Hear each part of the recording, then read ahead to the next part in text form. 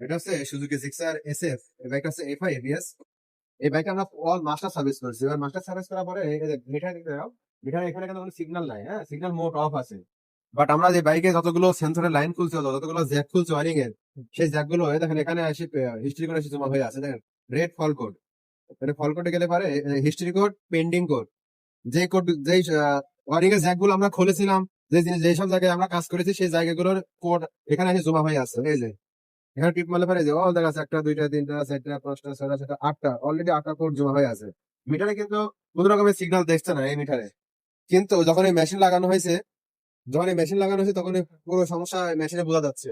এগুলো যদি ডিলেট না করা হয়, তাহলে পরে এই গাড়ি ভালো চলবে না, কারণ গাড়ি ভার হয়ে থাকবে, গাড়ি পিক আপ পাতে হবে না।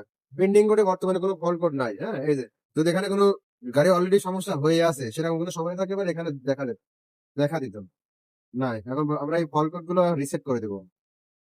Fault code remove. এবার দেখবো যে হিস্ট্রি কোডে কোনো কোড আছে কিনা। বর্তমানে যে হিস্ট্রি কোড, দেন বাট তাও আজ দেখাচ্ছে, বাট এটা ডিলেট ডিলেট হয়ে যাবে। রিসেট বন্ধ করো।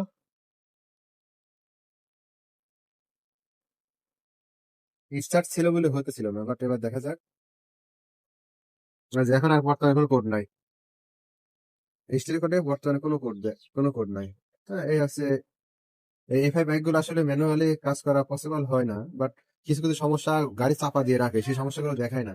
আর সমস্যাগুলো চাপা হয়ে থাকলে পারে হয় কি, গাড়ি মাইলেজ ইস্যু দ্বারা ইঞ্জিন হিট হয়, বিভিন্ন বিভিন্ন ধরনের সমস্যা হয়। গাড়ি যত ভালো করে আপনি ম্যানুয়ালি কাজ করেন, কোনো ব্যাপার না, বাট লাস্ট স্টেপ এটাতে আপনার স্ক্যান করতে হবে।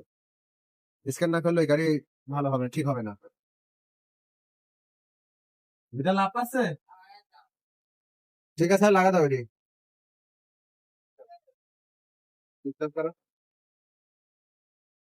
এখানে বাইক স্টার্টে আছে বর্তমানে গাড়ি, এখানে সবকিছু দেখা যায়, সেন্সর কোন অ্যাঙ্গেলে আছে, কে মানে সেন্সর গুলো ঠিকঠাক ভাবে কাজ করছে কিনা, এখানে সব দেখায়। এই যে পিক আপ দেওয়ার সঙ্গে সঙ্গে এখানে দেখেন সব প্রতি আছে ধর, কেন কি যায় না, চেঞ্জ হয়ে যাচ্ছে।